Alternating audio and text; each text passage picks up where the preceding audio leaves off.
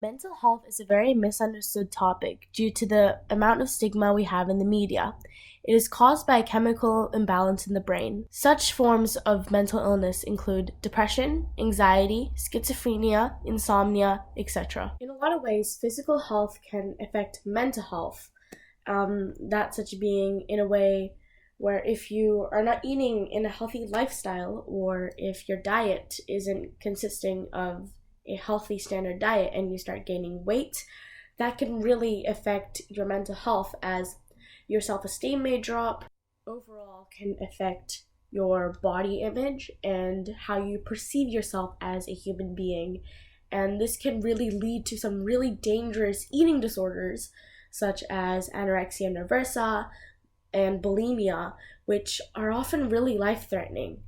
As mentioned before, as much of an impact that physical health has on your mental health also does have a big impact on your physical health. Such examples being that people who are schizophrenic have a higher risk of dying with a heart disease or respiratory disease. In a lot of modern days, media has pushed a really high expectation on women and beauty standards. Of course, it's not only just for women, but it can affect men too. It's really, at the same time, empowering for people, yet at the same time can really negatively affect their body image, as sometimes the standard can't be set by everyone, and some people look at their bodies and feel ashamed. While in more newer days, there are more places in media that are empowering people, young people especially, to be happy and content with their bodies as compared to previous days.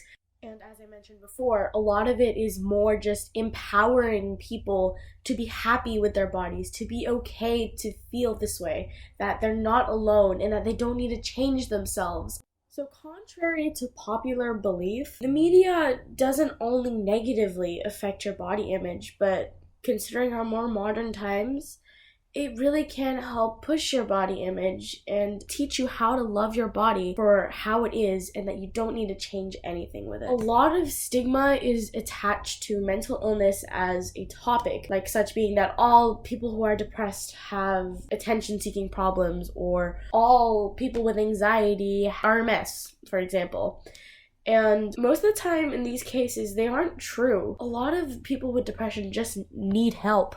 So you might be wondering, how can I help stop the stigma revolving mental illness? You can help by gaining insight from those who are mentally ill, such being that you can go educate people who aren't really educated on the topic on mental illness. You can go attend group counseling and see insight on what it's like having these mental disorders, or what it's like for other people's lives.